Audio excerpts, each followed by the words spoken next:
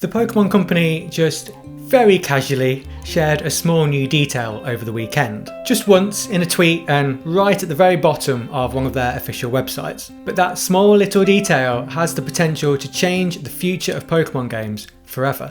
Over the weekend of the 15th to the 17th of August, the Pokémon World Championships took place in Anaheim, and as is often the case, the event brought with it some new news on video games, the trading card game, next year's World Championships and more. One of the games to receive some updated information was Pokémon Champions, the upcoming battle-focused game launching in 2026. And I'll be going over all of the new info on the game in this video, including platforms and pricing and other stuff, but we really need to talk about this new detail that just absolutely blows the future of Pokémon wide open. This little thing here is what I'm talking about. If you missed the announcement, which wouldn't be surprising considering how not a big deal they've made out of this is a brand new item called an Omni Ring. Very little has been said about the Omni Ring so far, but what has been said is more than enough to see the potential that this thing has. Speaking about Pokémon Champions, the Pokémon Company explains that the protagonists of this title wear a device called an Omni Ring, an item necessary for Mega Evolution. It's similar to the Mega Rings in the Pokémon video game series. Other special features may be added to the Omni Ring in the future. The statement finishes by saying, "Research is being conducted to make the Omni Ring capable of drawing out a variety of Pokémon capabilities." Now, despite the fact we have been treated to some brand new footage of Pokémon Champions in a new trailer, this new Omni Ring really wasn't featured at all. If you look extremely closely, you can see that all the trainers in the game do seem to be wearing one, but we never get a proper look at it, and it isn't actually highlighted in the new trailer at all. We do see a few Pokemon Mega Evolve, such as Kangaskhan, Charizard, and of course the brand new Mega Dragonite, and after seeing the Pokemon Company's statement, I guess we can safely assume that these Pokemon are Mega Evolving by using this new Omni Ring that the trainers are wearing, rather than have trainers use keystones, as has always been the case previously. So why is this Omni Ring such a big deal? Well, two reasons, which combine into one huge third reason. One comes directly from that Pokemon Company quote. Other special features may be added to the Omni Ring in the future. Research is being conducted to make the Omni Ring capable of drawing out a variety of Pokemon capabilities. So from that, we know that the Omni Ring can do more than just Mega Evolution. The second reason is this.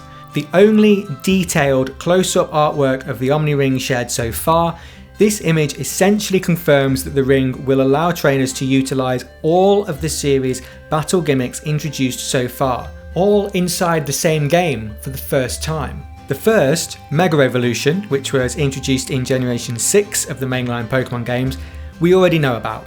And that's the, how do you describe it, the tear-shaped icon with horizontal lines going through it. But we also have Gen 7's Z moves. That's the icon that the ring appears to have selected in this image.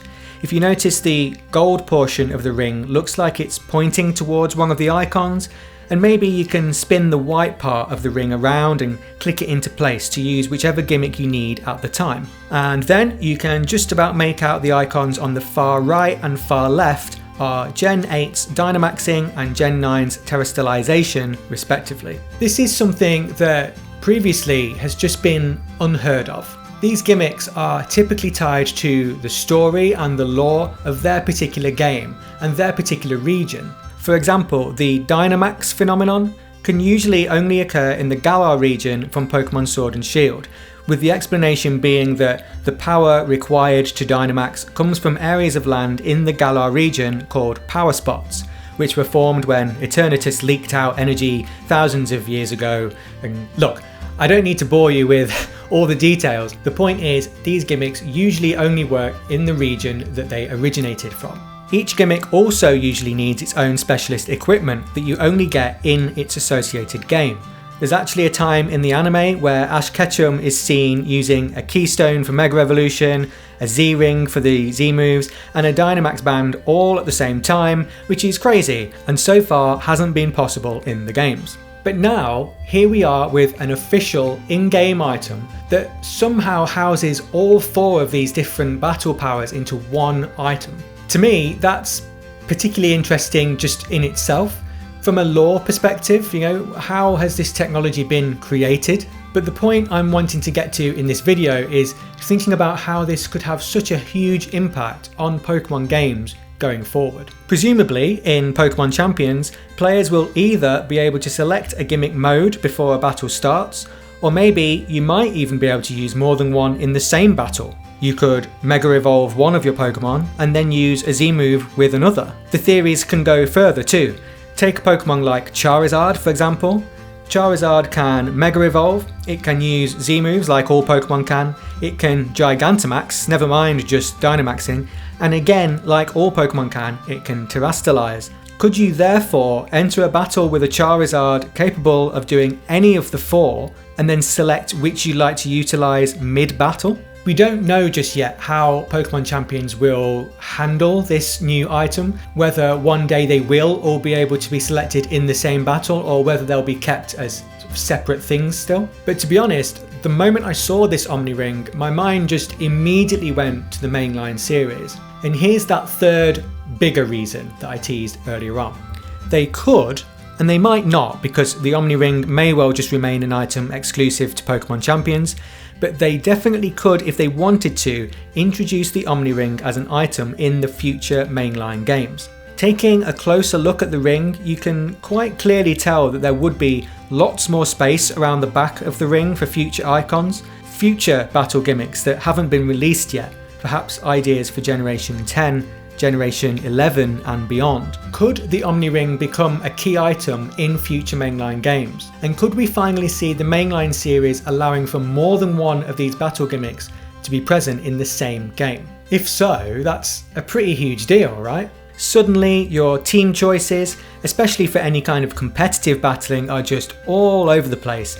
And how would players adapt to knowing that Pokemon on their rival's team could Mega Evolve, Dynamax, or start using Z moves at any time and you've no idea which is coming? The more I think about it, just having this item that offers so much possibility and creativity in the mainline series, the more I think about how exciting that prospect is, but also how potentially game-breaking it is. A significant part of me thinks that maybe it'd be too complicated, or battles would just become too messy, and maybe it'll just never happen.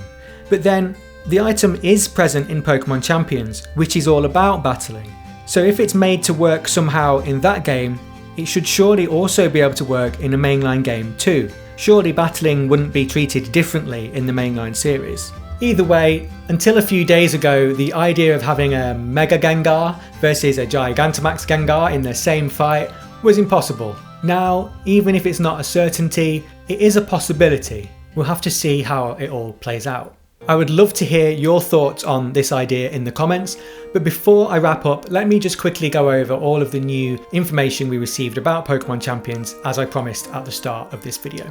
The first bit of info we got about the game off the back of this year's Worlds was that at the next year's Championships, particularly in the video game championship category, competition will transition from using mainline games like Scarlet and Violet to using Pokemon Champions. It sounds to me as if the Pokemon Company wants Pokemon Champions to be the home of battling for the series going forward, and it may well end up being one of those games that just gets supported for a long time. Sort of like how Pokemon Home has become an ongoing supported service for Pokemon storage, Pokemon Champions may well be that, but for battling. Next, the fact that it will be used at next year's championships essentially suggests that the game will have to be released before then.